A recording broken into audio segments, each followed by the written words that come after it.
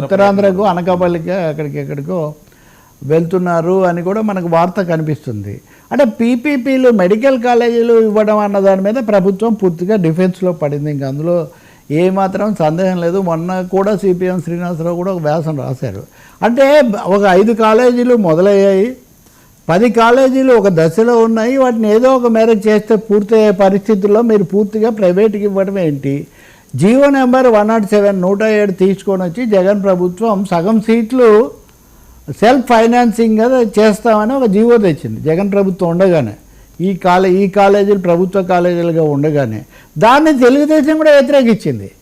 అంటే జగన్ అధికారంలో ఉన్నప్పుడు సగం సీట్లు సెల్ఫ్ ఫైనాన్స్ అంటేనే వ్యతిరేకించిన మీరు ఇప్పుడు మొత్తం సీట్లు ప్రైవేట్ కాలేజీల చేతిలో పెడితే దాని ఫలితం ఏంటి?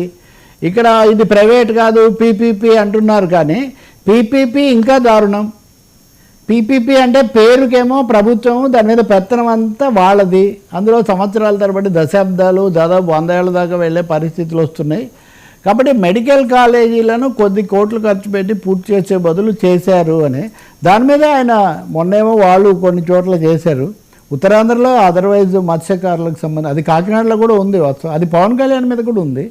సో ఈ జోష్లోనే జగన్ బహుశా జనంలోకి వెళ్ళటము, ఈ సమస్యలను కొంచెం పైకి లేపడం అనేది చేస్తున్నట్టు కనిపిస్తుంది. మిథున్ రెడ్డి అయితే ఇంకా ఆయన రంగంలోకి దిగిపోయి మిథున్ రెడ్డిని తిప్పడం వల్ల మీరు అరెస్ట్ చేస్తే మేము బయటకు వచ్చాము, మీరు మా మీద పసలేని కేసులు పెట్టారు అన్న మెసేజ్ జనానికి చేర్చాలి అని. అంటే ఆయన ఏం మాట్లాడు కదా, ఎడితే కేసు గురించి మాట్లాడకూడదు కాబట్టి. బట్ రాజకీయ సంకేతం మిథున్ రెడ్డి ద్వారా చేర్చాలి.